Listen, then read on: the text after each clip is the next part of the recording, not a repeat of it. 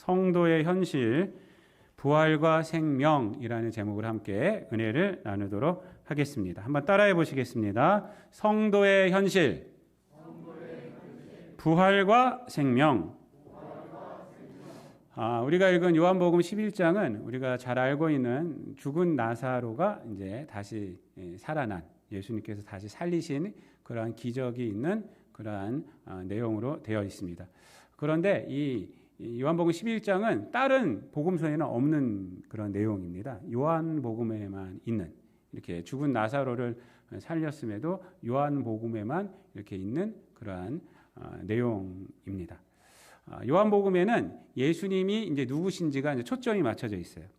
이 내용 자체가 예수님이 누구다라는 것이에요. 그래서 이제 7가지로 이제 말씀을 하죠. 나는 뭐다. 그래서 나는 생명의 물이다. 나는 뭐 생명의 떡이다. 나는 세상의 빛이다. 나는 선한 목자다. 나는 생명의 포도나무다. 뭐 이렇게 나는 양의 문이다. 뭐 이렇게 말씀하지 않습니까? 이 7가지가 나와요. 그리고 이제 오늘 본문 말씀에서 나는 부활이요 생명이다. 나는 이렇게 예수님이 이러한 분이시다라는 내용이 나오고요.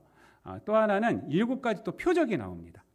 가나의 표적을 통해서 물이 이제 포도주로 변하는 표적, 뭐 이런 표적들을 보이고, 이 마지막 표적이 표적 중의 표적이 바로 오늘 본문 말씀에 나오는 죽은 나사로를 살리시는 표적이 바로 이제 7가지 표적 중에 이제 마지막 표적이 됩니다. 여러분들 이 내용은 아마 다 아실 거예요. 오늘 사실 본문은 1절부터 44절까지가 오늘 교회력 본문입니다. 그런데 17절부터 27절까지만 읽었어요. 너무 길기 때문에 읽었습니다. 제가 내용을 좀 말씀을 드리자면 여러분 다 아시겠지만 이 나사로는 누구냐면 마르다와 마리아의 오빠가 됩니다. 이 마르다, 마리아 그리고 나사로하고는요, 예수님하고는 굉장히 친밀한 관계에 있었어요. 굉장히 친밀한 관계에 있었어요. 그런데 이 나사로가 병들어서 이제 그만 죽게 됐습니다. 그래서 이 두 오누이가 이제 이 병을 고쳐달라고 예수님께 사람을 보냅니다. 근데 이제 예수님께서 일부러 이틀을 늦게 더 유하세요. 그걸 듣고 바로 오지를 않으시고 이틀을 더 유하시고 제자들과 뭐 이런저런 얘기를 하시는 내용이 그 앞에 나오고, 그리고 이제 이 베다니에 오신 거예요. 근데 17절 말씀에 보면은 도착하셨을 때 이 나사로가 죽은 지 며칠이에요? 나흘이 지난대요. 그러니까 4일이 지난 거예요. 4일이. 그러니까 앞에 있는 말씀을 이렇게 종합해 보면은 예수님이 바로 왔을지라도 아마 나사로는 무덤에 들어가 있을 거예요. 왜냐하면 보니까 사람을 보냈을 때 그날에 나사로가 이제 죽은 거예요.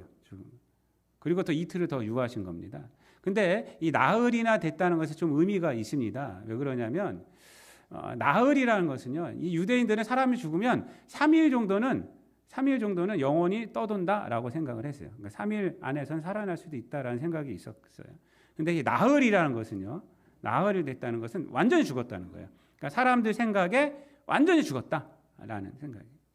그래서 나흘째 온 거예요. 사람들이 이제 더 이상 희망을 갖고 있지 않을 때 예수님이 온 것입니다. 오니까 이제 마르다가 나가서 예수님을 맞이하죠. 맞이하면서 마르다가 뭐라 그래요?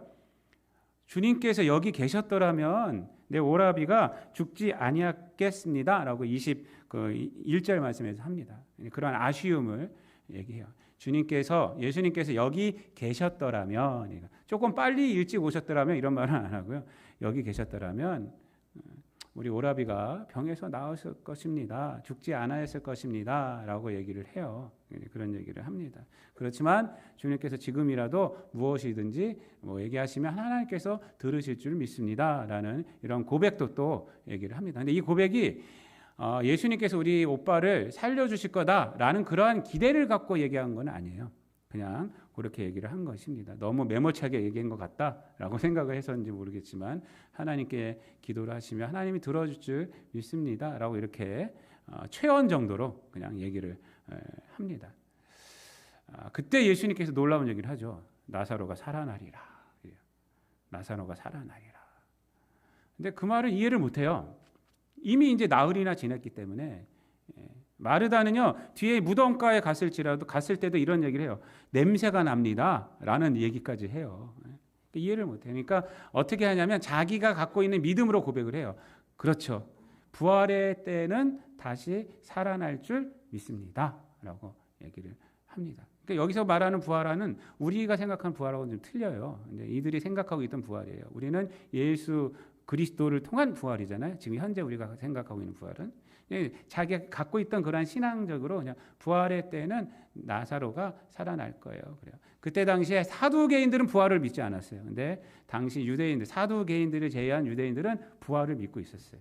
언젠가는 부활될 것이다. 그러자 예수님께서 하시는 말씀이 뭐예요?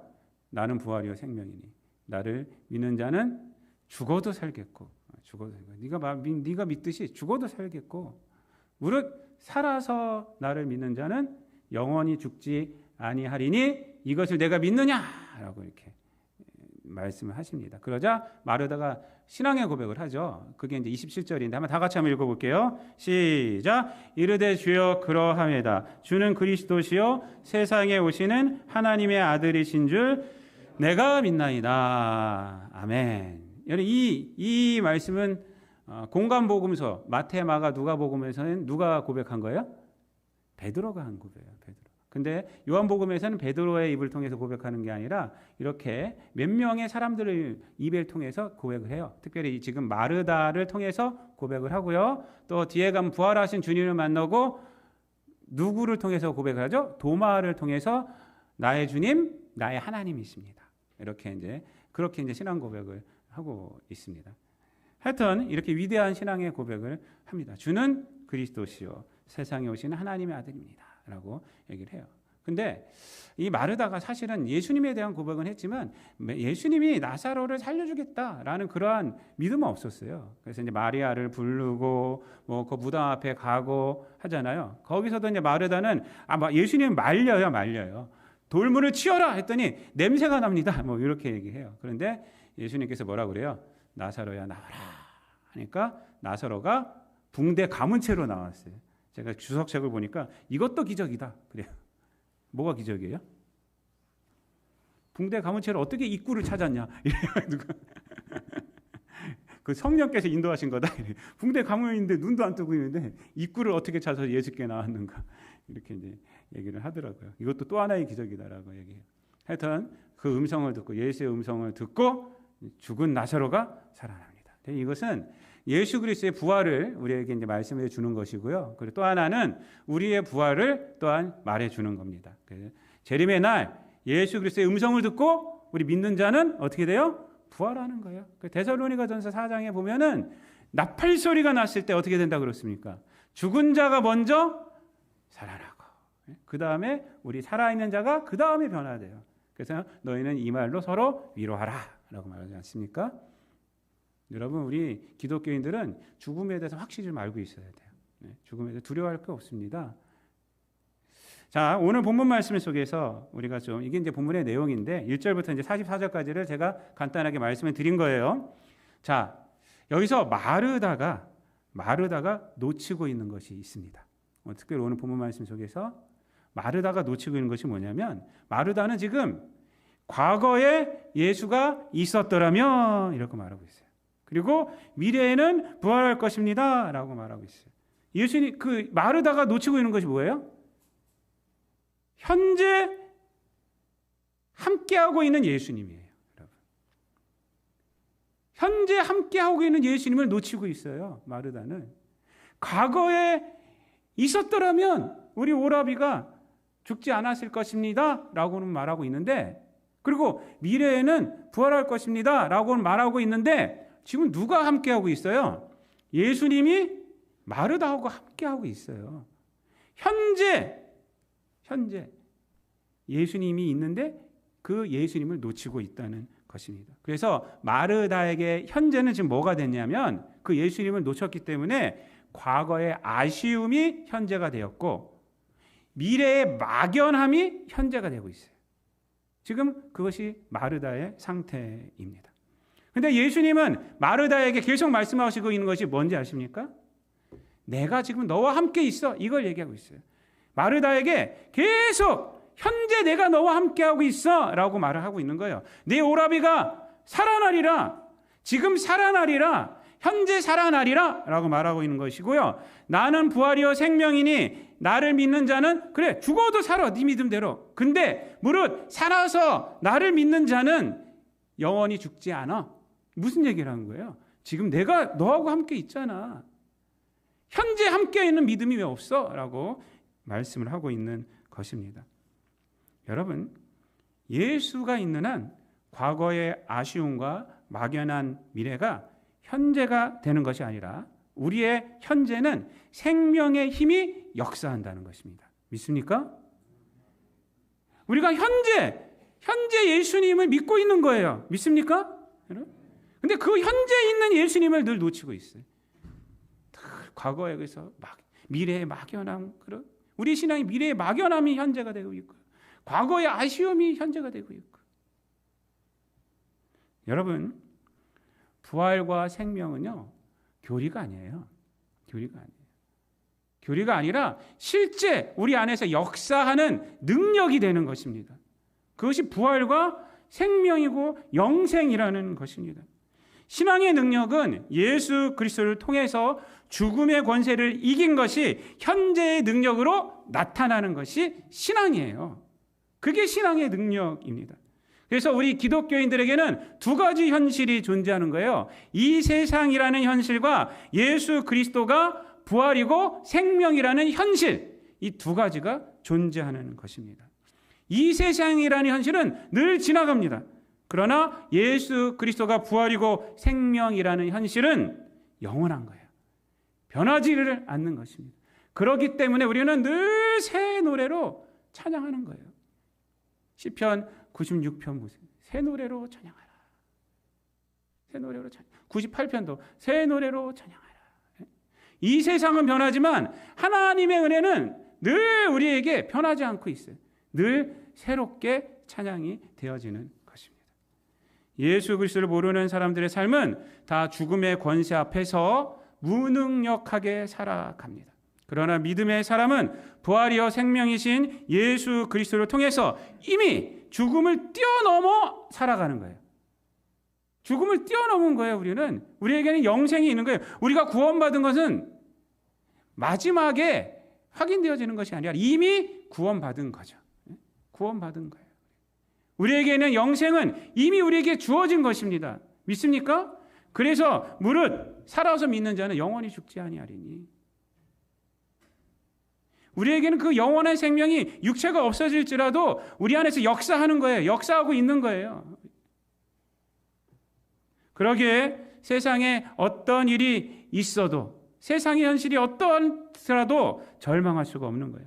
낙심할 수가 없는 거예요. 왜? 우리 안에는 생명이 있기 때문에. 우리에게는 역사가 영생이 있기 때문에. 예수 그리스도의 부활이 이미 우리에게는 존재하고 있는 거예요. 그래서 그 가운데에서 하나님을 찾고 뜻을 찾고 그리고 인내할 수가 있는 것이에요. 요즘 뉴스를 보면요, 너무 안타까운 뉴스들이 많아져요. 요즘 뭐 주식도 많이 떨어지고 코인도 많이 떨어지고 영끌족이 뭔다? 영끌족이 무슨 말인 거였어요? 저는 영끌족이 뭔지 아시죠? 영혼을 팔아서 끌었다. 영혼을 팔아서 뭐 은행에 돈을 끌었다 해서 영끌족이라고 영끌족이라고 그러더라고요. 그러다 보니까 막 떨어지니까 막 사람들이 자살하고 가족들도 죽고 막 인천에서도 뭐 그런 사건들이 일어나고 너무 안타까워요. 그러니까 예수 그리스도의 생명이 없으니까 그러니까 세상의 것이 생명인지 알고 세상에 일하는 실패에 낙심하게 되는 거예요. 낙심하게. 어떻게 살아가지? 여러분, 신앙의 위대함은 다른 것이 아닙니다. 어떠한 상황일지라도 주님은 부활이고 예수님은 생명이다 라는 것을 그 순간에 고백하고 일어나는 거예요. 그게 신앙의 위대함입니다. 우리는 예수님을 통해 죽음도 이긴 자들이에요. 이미 이긴 자들이에요. 이것은 부활의 때에 일어나는 것이 아니라 이미 여러분에게 있는 것입니다. 바로 지금 여기에서 있는 것이에요. 이것이 바로 우리의 현실이에요. 늘 그것을 잊지 않기를 바랍니다. 사도 바울은요, 빌립보 감옥 안에서 빌립보 교회에 편지를 쓰면서 이곳에 갇혀 있는 것이 복음의 진보가 되었다라고 말하잖아요, 여러분. 복음의 진보. 이 진보라는 단어는 사실 군사 용어예요. 강이 있으면은 공병대가 출동을 해서 그 강에 다리를 놓습니다. 그래서 탱크도 건너가게 하고 군인들도 건너가게 하는 거예요. 이게 이제 진보예요, 진보. 그게 이 진보의 뜻이에요, 진보. 사도 바울이 감옥에 갇히니까 빌립보 교회 성도들 중에서 낙심한 자들이 있었어요. 아니, 하나님의 일을 하는데 왜 저렇게 감옥에 갇히고 그러느냐. 그들에게 말한 거예요. 낙심하지 마라. 내가 감옥에 갇혀 있는 것이 복음의 진보가 되었다. 그래서 거기 있는 군인들에게 복음을 전한 거예요. 그 군인, 로마 군인들은 함부로 만날 수가 없는데 감옥에 갇혀 있으므로 하루에 3번씩 만나는 거예요. 3명씩. 사도 바울이 곁에 안 가도 자기한테 온다는 거예요. 그들이 복음을 전한 거예요. 그 중에 믿는 사람이 생긴 거예요. 복음의 진보가 되었다. 진보가 되었다. 여러분, 어떻게 이렇게 말할 수가 있을까요? 옛날 감옥하고 지금 감옥하고는 완전히 틀려요. 지금은 감옥을 뭐라고 불러요? 교도소라고 그래요. 그러니까 교도에 초점을 맞춰요. 그래서 얼마나 좋은지 몰라요, 사실은. 여러분, 들어가라는 소리가 아닙니다. 거기서 보면 밥도 주고요. 거기 가면 기술도 가르쳐주고요. 그 안에서 함께 사는 게, 함께 살아가는 사람들 중에 흉악한 사람들이 있어서 괴롭히니까 문제죠. 그 안에 있는 거는 괜찮아요. 왜냐하면 교도에 맞추기 때문에 그래요. 그래서 나가서 이제 정상적인 사람으로 살아가라. 그래서 정신적인 교육도 시켜주고 위문들도 오고 막 그래요. 노르웨이 교도소는요, 제가 언제 뉴스를 봤더니요, 나도 가고 싶더라고. 진짜. 거기는 진짜 좋아요. 노르웨이 교도소는 진짜 교도에 맞춰가지고 거기는 자유롭게 놔둬요. 완전히. 거기서 죄수들 살아가는 거 보니까 넓은 들판에서 소파에 앉아서 클래식 듣고 있고 뭐 이래요. 밥도 얼마나 잘 주는지 몰라요. 그게 노래 교도. 거기는 그렇게 말해요. 교도에 맞추기 때문에 진정한 교도를 해서 이 사람들이 나가서 분노도 좀 없애고 사회에서 있어도 분노도 좀 없애고 그러면서 좀 그렇게 스스로 반성하게 하고 기술을 갖춰서 다시 우리 일원으로 만드는 것이 목적이다라고 말해요. 그런데 사도 바울이 있을 때 감옥은 그렇지 않아요. 벌 주는데요. 벌 주는데. 정말로 벌 주는데 그 감옥이었어요. 근데 그런 데서 어떻게 이렇게 말할 수가 있어요? 어떻게 됐냐면 예수의 생명이 작동하고 있었기 때문에 그래요. 부활의 은혜가 작동하고 있었기 때문에 사도 바울은 그 안에서 복음의 진보가 되었다라고 이렇게 말할 수 있던 거예요. 빌립보서 1장 20절 21절 말씀에 보면은 복음의 진보가 되었다라고 말한 이후에 이렇게 말합니다. 살든지 죽든지 내 몸에서 그리스도가 존귀하게 되게 하려 하나니 이는 내게 사는 것이 그리스도니 죽는 것도 유익함이다. 이렇게 말해요. 자기한테 살고 있는 것이 누구라고요? 그리스도가 살고 있다. 내게 살고 있는 것이, 내 안에 살고 있는 것이 예수 그리스도다라고 말해요. 그러니까 그런 감옥이라는 상황 아무것도 필요 없어요. 괜찮아. 나에게 살고 있는 것은 예수님이야. 나에게 역사하고 있는 것은 예수의 생명이야. 나에게 역사하고 있는 것은 부활의 능력이야 라고 고백하고 있는 것입니다. 그의 현재는 그래서 감옥이 아니라 그의 현재는 늘 예수였던 거예요. 예수의 생명이 사도 바울의 현재였다는 것입니다. 그래서 빌립보서 4장 13절에서는 뭐라고 고백합니까? 내게 능력 주시는 자 안에서 내가 모든 것을 할 수 있느니라 라고 말한 거예요. 갇혀 있음에도 불구하고 예수 안에 있기 때문에 예수의 생명이 역사하기 때문에 예수 부활이 역사하기 때문에 그렇게 말한 거예요. 내가 모든 것을 할 수 있다. 나는 비천에 처할 줄도 알고 풍부에 처할 줄 알고 모자른가 모든 풍부의 일체의 비결을 배워노라 말하면서 이렇게 말하는 거 아닙니까? 내게 능력 주신 자 안에서 그에게 부활의 주님이 함께 하시니 사도 바울을 세상이 꺾을 수가 없는 거예요. 꺾을 수가 없는 거예요. 사도 바울은 로마서 8장 38절 39절에서 이렇게 말하지 않습니까? 내가 확신하노니 사망이나 생명이나 천사들이나 권세자들이나 현재일이나 장래일이나 능력이나 높음이나 깊음이나 다른 어떤 피조물이라도 우리를 우리 주 예수 안에 있는 하나님의 사랑에서 끊을 수 없느니라 라고 말해요. 여러분, 이 세상 어떤 것도 우리를 끊을 수 있는 것은 없어요. 믿습니까? 여러분? 예수의 생명 안에 있으면 돼요. 신앙은 과거형이 아니에요. 예수님이 계셨더라면 이거 아닙니다. 막연한 미래형도 아니에요. 부활하겠죠. 이것도 아니란 말이에요. 지금 여기서 역사하는 고통을 이기게 하는 죽음을 이긴 예수 그리스도의 영생이 지금 나에게 있다는 것이 신앙입니다. 그것이 신앙이에요. 부활은 지금 나에게 역사하고 있는 것이고 생명은 지금 나에게 여기서 역사하고 있는 것입니다. 늘 현재형이 신앙입니다. 톨스토이의 3대 소설 중에 하나가 부활 아닙니까? 부활은 이렇게 시작을 해요.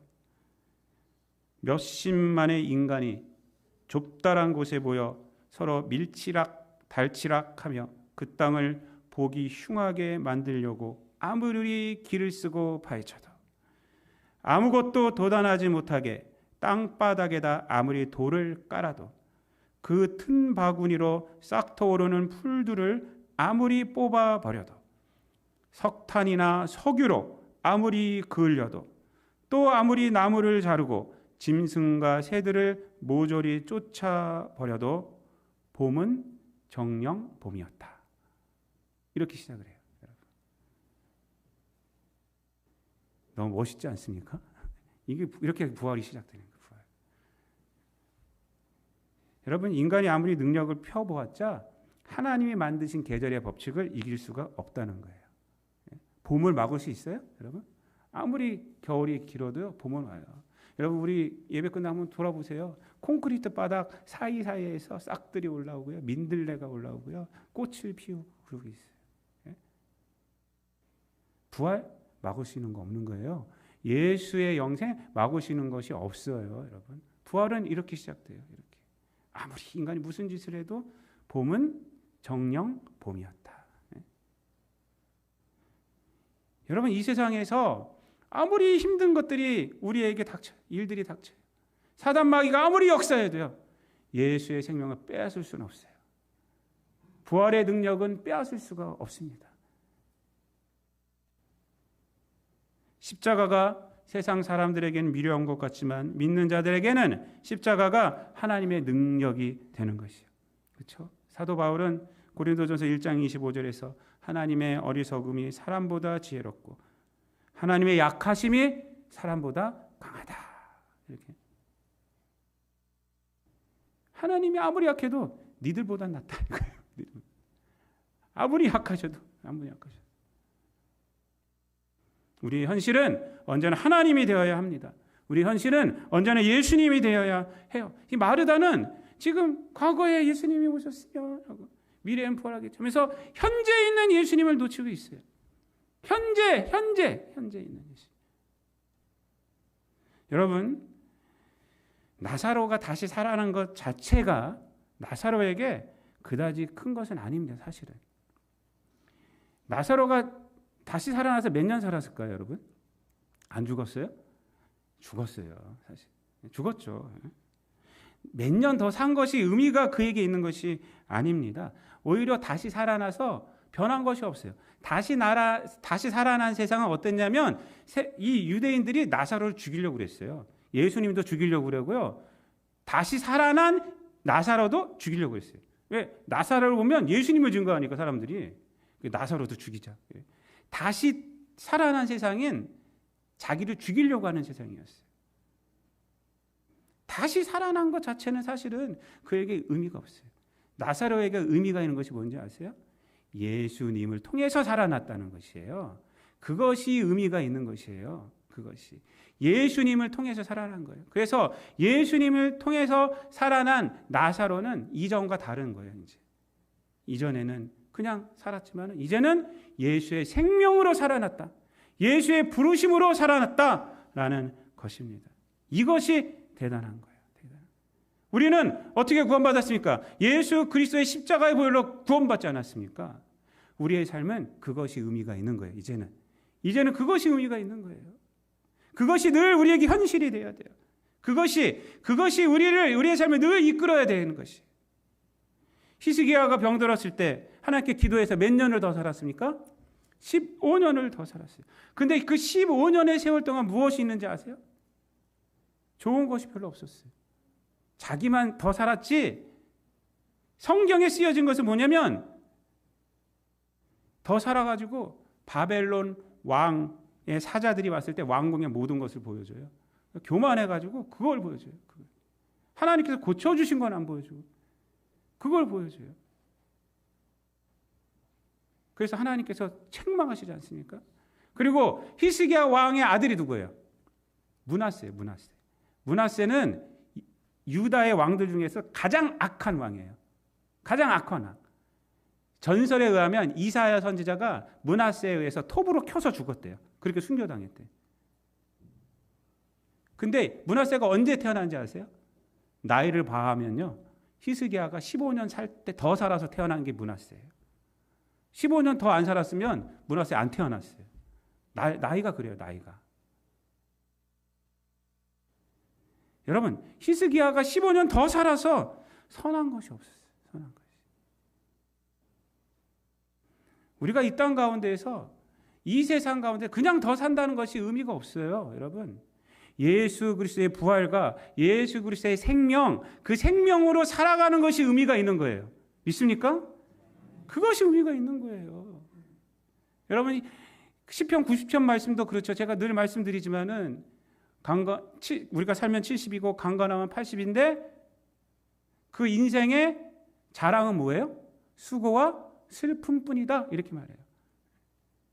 이게 오늘날로 말하면 어떤 말이라고요? 우리가 100세 시대니까 내가 100세를 살고 강건하면 120세를 살지라도 20년 더 살지라도 그 인생의 자랑은 수고와 슬픔이라는 거예요. 그러니까 아무리 오래 살아도 맞아요. 그 말이야. 70, 80이라는 것이 아무리 오래 살아도 100년 더 살았다 쳐도 100년 더 사는 것은 뭐야? 자랑은 수고와 슬픔뿐이라는 거예요. 이게 하나님 없는 삶이 그렇다는 거예요. 하나님 없는 삶. 여러분, 부활이여 생명 되신 예수님이 현실이 되어서 살아야 합니다. 예수님은 제자들에게 뭐라고 말씀하면서 여기 오셨냐면 죽은 나사로를 깨우러 간다라고 했어요. 예수님 앞에 죽음은 아무것도 아니에요. 깨우러 간다. 나사로가 잠들었다라고 말하면서 깨우러 간다 이렇게 말하는 거예요. 그러니까 죽음은 아무것도 아니라는 거예요. 그리고 나사로야 나와라 외쳤을 때 나사로가 무덤 밖으로 스스로 나왔습니다. 믿는 자들에게 죽음이 현실이 아니라 바로 예수 그리스도가 현실임을 우리에게 말씀을 해주고 있는 것이고, 또 예수 그리스도가 성도들에게는 현실이 되어야 한다라는 것을 우리들에게 말씀을 해주고 있는 것이에요. 그래야지 이 세상 가운데서 죽음을 이기는 삶을 살아가요. 죽음에 매이지 않고. 여러분, 어렵고 힘들고 죽을 것 같은 순간이 무덤같이 우리를 에워쌀지라도 예수 그리스도의 외침이 우리를 그곳에서 꺼냅니다. 여러분, 믿습니까? 여러분? 우리의 현실이 부활과 생명이라고 믿고 있다면 거기서 예수 그리스도의 외침이 우리를 끄집어내는 거예요. 끄집어내는 것입니다. 사랑하는 성도 여러분, 말씀을 마치겠습니다. 우리의 현실은 예수 그리스도를 통해 얻은 부활과 생명임을 늘 믿으시고 죽음을 두려워하는 인생이 아니라 예수 그리스도의 생명력을 갖고 이 땅 가운데에서 믿는 자의 삶을 살아가시기를 바랍니다. 부활이요 생명이신 예수 그리스도를 믿는 믿음이 언제나 현실이 되어 살아가는 저와 여러분 되시기를 우리 주님 예수 그리스도의 이름으로 축복드립니다. 기도하겠습니다. 사랑과 은혜가 풍성하신 아버지 하나님, 감사를 드립니다. 오늘도 저희들 귀한 말씀을 통해서 우리의 현실은 이 세상이 아니라 우리에게 주어진 예수 그리스도의 생명과 부활임을 말씀을 통해서 보았습니다. 우리가 과거의 매인 삶, 또한 과거의 아쉬움으로 살아가는 삶이 되지 않게 도와주시고, 또한 막연한 미래를 바라보며 살아가는 그러한 삶이 아니라 현재 우리에게 주어진 구원과 현재 주어진 부활의 삶을 살아가는 우리 모든 성도들 되게 하여 주셔서 성도들의 삶이 성령께서 주시는 은혜가 있고 기쁨이 있고 회복이 있고 놀라운 하나님의 영광이 있고 하나님의 형통함이 있는 귀한 성도들의 인생이 되어지게 하여 주옵소서. 감사드리며 예수님의 이름으로 기도드리옵나이다. 아멘.